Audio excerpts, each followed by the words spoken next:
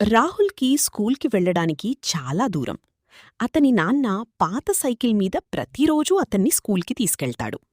ఒకరోజు రాహుల్కి ఫ్రెండ్స్ అందరూ కొత్త బైక్లతో రావడం చూసి, నాన్నా, నాకు కూడా బైక్ కావాలి అన్నాడు.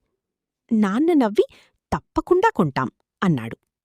కొన్ని రోజుల తర్వాత నాన్న చాలా అలసిపోయినట్టు కనిపించాడు.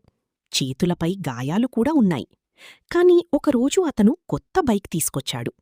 రాహుల్ ఆనందంగా బైక్ తీసుకున్నాడు. కాని రాత్రి తల్లి చెప్పింది, నీ నాన్న అదనంగా పనిచేసి తన ఆరోగ్యాన్ని పట్టించుకోకుండా ఈ బైక్ కొన్నాడు అని. అది విన్న రాహుల్ కళ్లలో నీళ్లొచ్చాయి.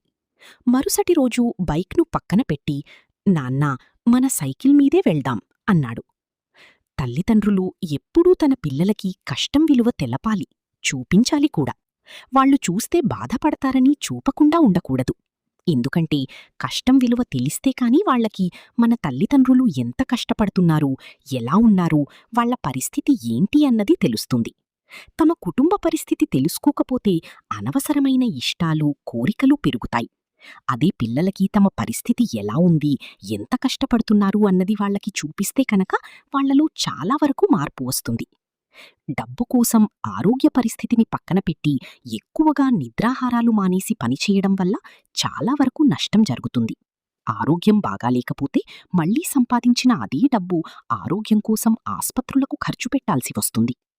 ఉన్నంతలో తమ పరిస్థితికి అనుకూలంగా జీవనం సాగిస్తే చాలా వరకు బెటర్. కొంచెం అడ్జస్ట్ చేసుకోగలిగితే జీవితమంతా చాలా బ్యూటిఫుల్గా ఉంటుంది. జీవితంలో ఎవరినీ కంపేర్ చేసుకోకూడదు. మన లైఫ్ మనదే, ఇంకొకరి లైఫ్ ఇంకొకరితో. ఎవరినూ చూసి మనం అలానే ఉండాలని తమ స్థాయికి మించి అప్పులు చేయరాదు. కష్టాలు కొని తెచ్చుకోరాదు. నెమ్మదిగా ఆలోచించాలి, కష్టపడాలి, కాని ఈర్ష్యపడకూడదు. తల్లిదండ్రులు ప్రేమతో చేసే త్యాగం ఎప్పుడూ గొప్పది.